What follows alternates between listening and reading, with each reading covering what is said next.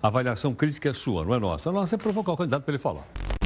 Olá, o meu nome é Vitor Santos e você está no canal Metaforando, o maior canal de linguagem corporal do Brasil. O trecho de vídeo a seguir mostra minha participação como perito da expressão facial e especialista em linguagem corporal no programa Record News. O tema das análises rápidas foi o processo de entrevistas de alguns candidatos à vice-presidência da República. Lembrando que as explicações são baseadas em estudos comportamentais e não em opiniões políticas. Mas é que tem também uma coisa curiosa. Qual é? É a gestualização, aquilo que a gente chama de linguagem corporal.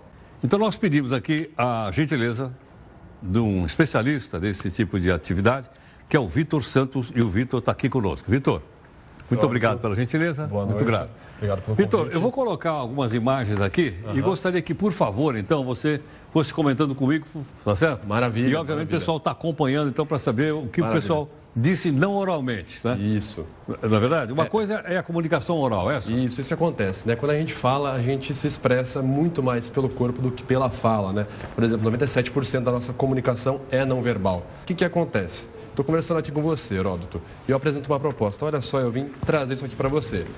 Você adota uma postura fechada, vai para trás, olha para a proposta e fala, nossa, muito interessante, olha, muito bom, volta amanhã. Fazendo uma negação com a cabeça, é igual o Chaves, né? É não, não, não, sim, sim, né?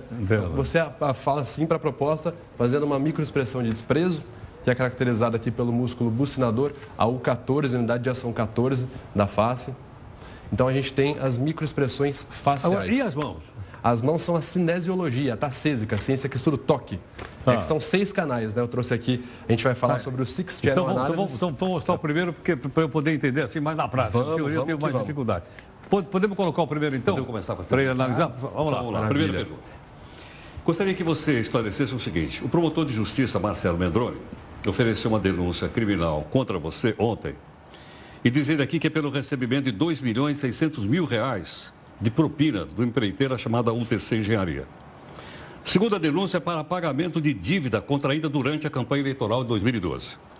O dinheiro teria sido, estou colocando no condicional, teria sido pago pelo doleiro Alberto Youssef em 2013, por meio de contratos firmados com 3 gráficas. Como é que você responde a isso aqui, Fernando?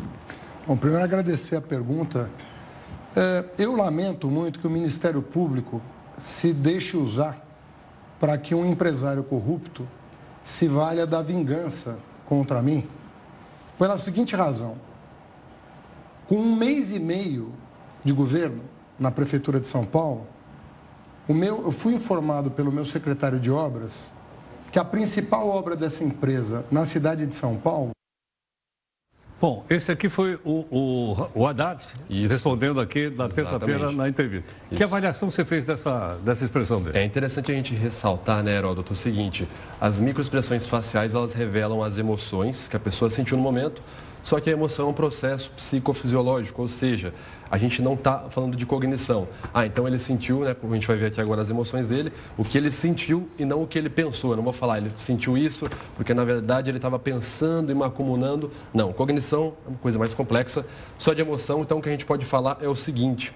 Aqui o Haddad, nesse trecho, ele tem alguns clusters. O que são os clusters? Desculpa, como é que é? Cluster. Cluster. Onde é que tem um cluster aqui, né? Aqui, ó, um clusterzão no meio da testa. No meio da testa tem um cluster? Você vai ver. O cluster é um conjunto de sinais em 6 canais de comunicação. Os conjuntos de sinais que me referi foram a U9 acentuando o sulco nasolabial e elevando o lábio superior, uma microexpressão de nojo. Agradecer a pergunta. A US25, medo. Alteração na distribuição de peso na cadeira, afastamento corporal, afastamento não verbal com uma resposta não direta. Bom, primeiro agradecer a pergunta. Agradecer a pergunta entra no contexto de mensagem não resposta. Esse conjunto de sinais pode indicar grande tentativa deliberada de ganhar tempo para responder melhor a pergunta e medo. Uma microexpressão de medo, caracterizada pelo 20 bilateral, que é o músculo risórios. Qual? Dos olhos? Risórios. Risórios. Parece risoles. Tá parecido. Mas esse músculo fica onde no rosto aqui? Risórios, ele está localizado ao lado da região orbicular da boca, aqui, ó. Esse músculo, quando você contrai ele bilateralmente, você faz essa expressão aqui, ó. E essa é uma microexpressão de medo, em intensidade De medo? D. É, uma microexpressão. Microexpressão vai durar ali de 1,12 segundos até no máximo 1 segundo, no máximo. E o segundo conjunto de sinais é: Mas quem contratou isso? Mas quem contratou aos 25, microexpressão de medo. isso? Novamente, 20 mais 5, medo de novo, afastamento corporal, dessincronia entre direção do gesto e direção dos olhos, e por último temos uma alteração no tom vocal que fica mais agudo. O governo anterior. No quesito verbal, temos a frase "o governo anterior", que segundo a análise do conteúdo verbal, pode ser avaliada como um afastamento verbal. Esse conjunto de sinais pode representar grande insegurança em sua afirmação. Vamos ver o segundo exemplo, então, para o Vitor comentar aqui conosco? Vamos lá. Bom, então esse aqui é o primeiro exemplo. Já imaginou 2/3 dos brasileiros com acesso à internet? Qual é a força que isso tem? E 1/3 não tem acesso à banda larga. Então, Verdade. um terço não tem acesso à internet, 1/3 Mas não eles tem... não estão. Mas esses 2/3 não estão mais à mercê do rádio e da televisão como estavam no passado. Mas continuam à mercê e nós precisamos levar a banda larga no mesmo pacote de democratização. Né? Outra coisa, banco. Nós não vamos sair da crise se os bancos continuarem cobrando juros extorsivos da população. E aí, como é que saiu aí? Aqui a gente Aí está usando muito o gestual. Gestual, tanto falando comigo como falando com o Fraga. Tem um ponto interessante. Você viu que ele eleva a mão mais alto que você? Gestos de cima para baixo estão associados à superioridade. Aqui tem um ponto Se soubesse interessante. disso, eu tinha ficado de pé, ué. Sempre que você fala para ele, você interrompe ele, a gente vê uma contração aqui no canto, desprezo. Ele se sente superior nesse momento, sempre que você interrompe ele. Seria algo, se a gente fosse falar de cognição, porque eu não gosto de falar, mas algo como: por que você está me atrapalhando? Por que você está me atrapalhando? Deixa eu falar, deixa eu falar. Eu estou falando. Gesto de cima para baixo, com a palma da mão virada para baixo, tem uma conotação diferente de você fazer assim e você fazer assim, né? E aqui, ó, elevação. Agora, e quando você aponta com o indicador? Ele apontou várias vezes com o indicador. Isso, a gente tem uma dessincronia gestual visual. O que acontece? Quando a gente vai falar alguma coisa que a gente tem convicção, vamos dizer assim, algo que a gente sabe que é verdade, que está acontecendo, a tendência do cérebro, como a região da visão motora e linguística estão associadas, é eu falar e olhar. Eu estou aqui com o Heródoto, estou aqui nesse programa, eu fui ali e fui para lá. Quando eu só aponto e fico encarando no olho da pessoa, eu estou tentando persuadir ela. Estudos comprovam que as pessoas que tentam persuadir... Está tentando persuadir a pessoa. Isso, porque eu não estou tendo uma sincronia para onde eu olho e para onde eu estou apontando. Essa dessincronia é um potencial indicador de dissimulação. Ok. Vamos mais um exemplo, então? Vamos trocar mais um exemplo, então, aqui das entrevistas que foram feitas essa semana e o Vitor Santos está comentando aqui gentilmente conosco. Vamos lá. Eu costumo dizer, Fraga, o seguinte: se compara muito no período do governo de presidentes militares. Então, sobretudo o general Geis. Né? O Geis era o estatista bom, né? Quase todas as BRAs que nós temos aí foram criadas durante o governo dele. Mas, por outro lado, o Castelo Branco, que foi o homem que deu aquele passo gigante e que serviu para colocar o país no trilho, ele era assessorado por dois grandes liberais, que eram Roberto Campos e Otávio Gouveia de Bulhões. Então, no Exército, eu digo, tem espaço para tudo. Bom, e aí, o que foi possível notar nessa primeira aparição do general Mourão? Afastamento corporal, negação com a cabeça e uma dessincronia entre a cabeça e o gesto. Temos também agregador verbal utilizando "eu costumo dizer", que entra como uma não resposta, seguido de pausa verbal. Eu costumo dizer, Fraga, o seguinte... E esse conjunto pode indicar que ele quer ganhar tempo para melhor responder a sua pergunta. A gente tem um ponto interessante do general Mourão, que é o seguinte: quando a gente fica num estado de ansiedade muito alto, derivado da emoção medo, a nossa musculatura vocal, que são duas pregas vocais, ficam tensionadas por conta do hormônio adrenalina. E aí você fala mais fino, e aí você vai falando um pouco. Isso é um derivado da emoção medo. Muda o tom da voz? O tom vocal fica mais agudo, o pitch vocal sobe uma escala. Junto com o pitch vocal, a gente tem um shrug, que é uma pontada unilateral no ombro, é o famoso dar de ombros. Quando você não sabe a resposta, eu não sei, Só que unilateralmente está associado à incerteza. Ele faz incerteza. Aqui a gente acabou de ver uma microexpressão de medo. Nesse trecho também ele faz duas microexpressões de medo, mas mais interessante é o contexto verbal do que ele fala. A pergunta sobre os militares, se mudou o Brasil ou se mudaram os militares. Ele dá uma não resposta por cerca de 5 a 6 segundos, que é falar para lá, falar para cá, e não dá uma resposta direta de sim ou não. E no final ele fala: eu acho que no Exército tem espaço para todo mundo. Ou seja, esse é um termo ambíguo, o afastamento corporal, e por subsequência pode ser uma tentativa de manipular o foco para outra direção, foco da conversa. Ok. Tem mais um exemplo? Temos outro exemplo aí? Vamos, do Mourão tem mais um. Mourão, tem mais um. Tá. Mais um. E só isso não basta. tem que haver a questão da área social. Se não houver a questão da área social, a gente não vence essa guerra. Isso, aqui a gente tem um ponto interessante. Se quiser continuar reproduzindo, fica mais fácil de eu falar das microexpressões de medo.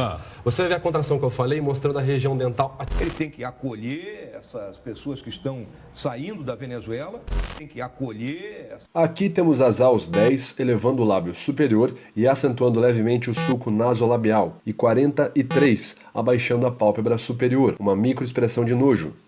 Pessoas que estão saindo da Venezuela. Em seguida temos aos 20 esticando o lábio horizontalmente e aos 5 aumentando a abertura ocular, medo. E dar condições distribuindo pelo restante do Brasil. E por fim, ao 9 acentuando o sulco nasolabial, elevando o lábio superior e abaixando a região interna das sobrancelhas, uma microexpressão de nojo. Esse conjunto de sinais pode indicar incerteza em suas afirmações. Aqui a gente teve uma microexpressão de medo, juntamente com um gesto de proteção que você vai ver agora. Ele estava num ímpeto falando, né, que eu tenho que investir nisso, eu tenho que investir nisso, naquilo, e tem que haver... Mas algumas expressões, por exemplo, nós estamos no São Paulo, olha como ele puxa aqui o lábio. Essa é uma microexpressão de medo. É? Eu não sabia que eu era tão perigoso. Isso realmente o cara perigoso, o cara ficou com medo. Ficou com medo. E tem uma coisa interessante, ele vem num discurso, antes desse trecho, falando, nós temos que fazer isso quando ele se referencia ao governo. Nós. Nesse trecho, ele fala, tem que haver, alguém tem que fazer, vamos dizer assim, tem que haver... sujeito indeterminado. Exatamente, um afastamento verbal novamente. Esse método é o SCAN, Scientific Content Analysis, que é a análise de conteúdo. Então nós temos agora a Ana Amélia, que foi a terceira entrevistada aqui do jornal essa semana. Vamos ver a vice do... A sociedade brasileira é que manda...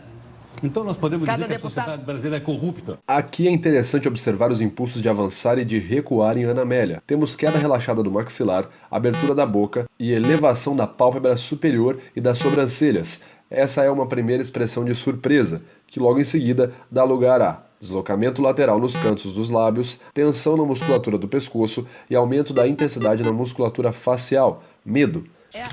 Olha aqui, ó. Nisso podemos ver os impulsos de recuar o corpo e avançar, juntamente com um gesto de proteção entre ela e o interlocutor. Nesse trecho, podemos ver alto índice de confusão cognitiva e medo.